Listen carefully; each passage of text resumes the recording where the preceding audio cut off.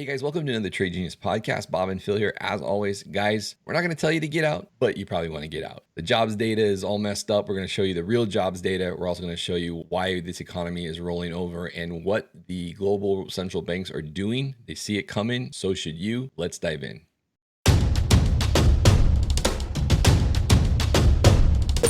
Trade Genius. All right, Bob. So the jobs numbers, now it's funny because the market's been pumping off these jobs numbers this week, but because they're coming from the standpoint of, I think they want the central bank to stop raising rates, right? But in this environment, what does that mean, Bob? Yeah, so this ties in everything. So we had the double pause with the Fed. The unemployment report, guys, I'm going to show you a chart in a minute, was an unmitigated disaster. Yeah. Okay. They've been lying to you. You know, if they didn't play all their manipulation games, Powell would have never raised rates as high as he did. They manipulate the data to force whatever narrative they're trying to accomplish. But if you look at the household data, this is where they actually count heads. We have negative 348,000 jobs for the month. I guarantee you, if that was the headline number, Phil, you wouldn't have got the bounce. It'd have been like, shoot, we're going from we better cut to like we're in big trouble. And the next chart, this one always frosts my hide because I was in the payroll business. And we know exactly how many new hires there are. We are required by law. Ceridian, SurePayroll, Paychex, ADP, Paycom, whoever's all out there, they all have to report their new hires. The BLS does not have to guess, Phil. They have the data from the payroll companies on new hires. And every time a company is created, they create a federal ID. Right. So unless the birth death models, including all the people in the world that are trying to run sole partnerships, it's absolutely ridiculous. And this birth death model is like trying to invent fantasy land when we've been telling you guys and showing you guys that jobs are going away. There aren't new jobs coming, okay? Unless everybody's going to be a podcaster. And we could disabuse them of the notion of how much money you make podcasting, right, Phil? Yeah, that's below minimum wage.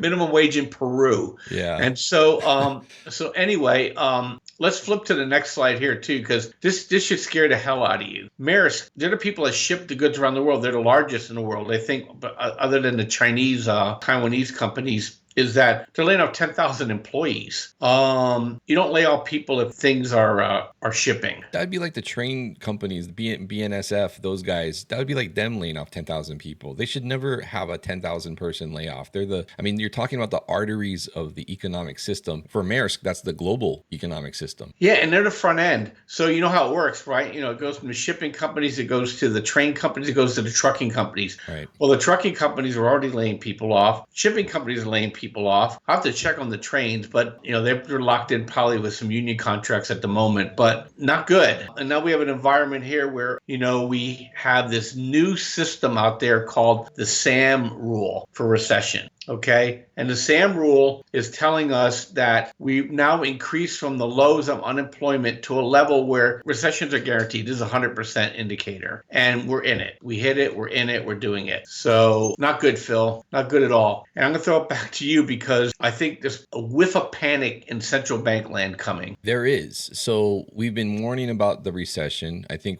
more and more data is pointing to that. We're starting to finally see the jobs data roll over this week, even though the stock market didn't react in a way that you would think, and it usually doesn't, to be honest with you guys, because the market is not the economy. But what we've been looking for, Bob and I, have been the jobs data rolling over. And I think with this week's jobs data and with the household survey, I think it's telling you all that you need to know. And you're getting big layoffs now from strategically important global companies. So I think all of that's there. The next slide here is the central banks are now cutting rates at the fastest pace since August 2020. And y'all remember 2020, right? That our worlds all went upside down. So over there on the right of this graph, you can see this is the monthly number of global central bank policy rate cuts, so a 3-month cumulative. Now here in America, you're not hearing about that, right? What you're hearing from Powell is rate cuts aren't even being discussed. adjust. Part of that is because they're standing by their mantra of getting the inflation rate down to 2%. They also want to see core PCE trend under unemployment, which is normally the case, but because of this inflation problem, it hasn't been the case. They're just now getting it under the unemployment rate numbers. So of course they're going to stick to their guns about,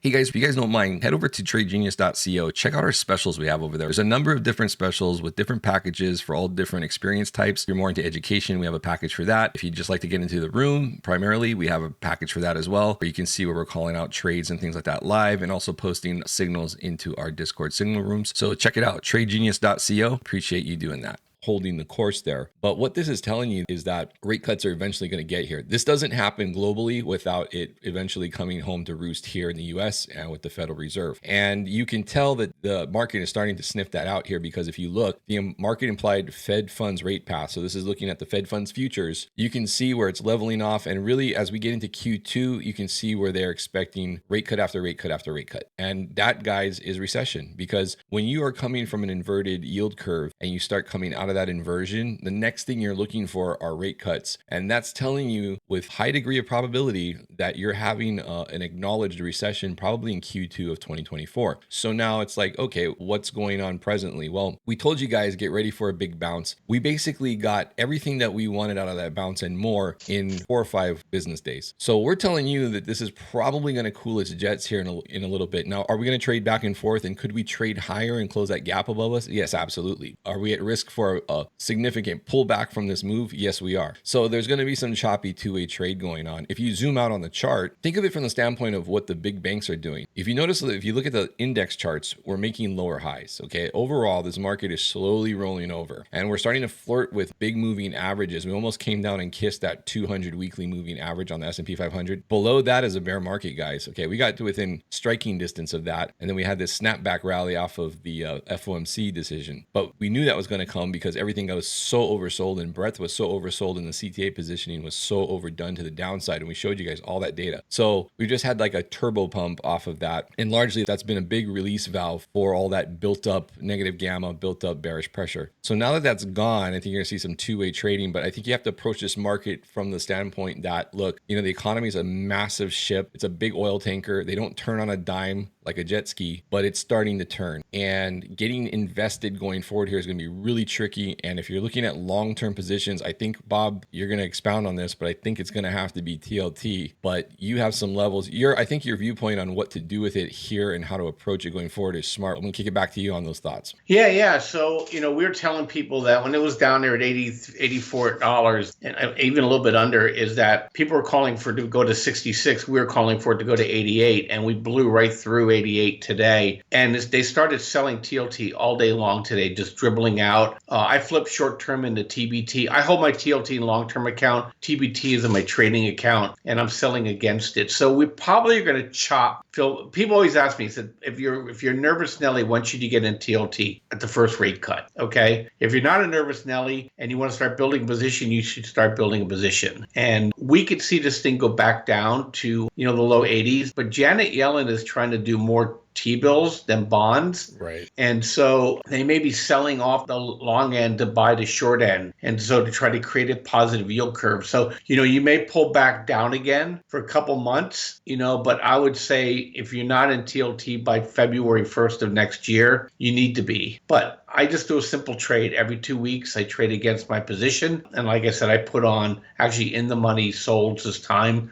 because I'm expecting TLT to come back down and try to test those lows here. We got some bond market activity next week. She's back in the markets. And I think TBT going up, which means short bonds, is I think next week the market's going to sniff out a little bit of weakness in the markets. Now, we closed everything. We had an awesome week. We put on 6 trades this week for our subscribers, and every one of these trades is either closed positive, or the ones we put on today are green going into the weekend. So that was close selling. You don't short into the hole, and you don't buy buy into a blow off top. You take profits. Right. And that's kind of where we are, Phil. It's going to be a really interesting couple weeks. For you and I, we expected the 4-day rule. We told you guys last Friday, 4 up days in a row. It was foreseen. It's a high probability trade. We got it. Friday, today, normally I wouldn't think we'd be up, but we had the unemployment report and they continue to goose it. So like I said, a little bit more than we thought we're going to get on the long side, but just gave us an extra day to close out some long positions and,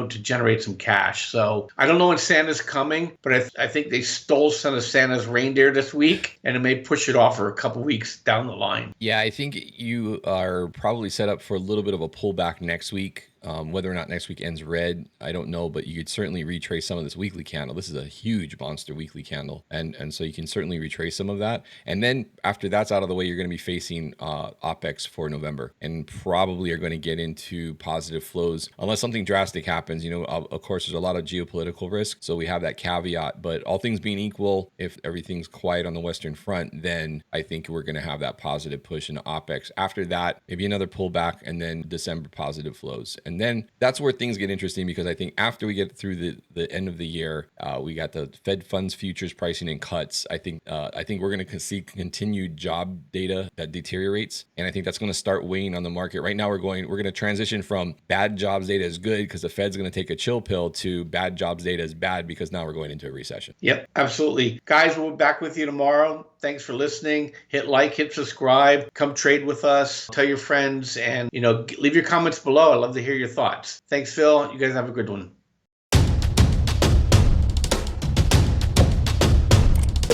Trade Genius.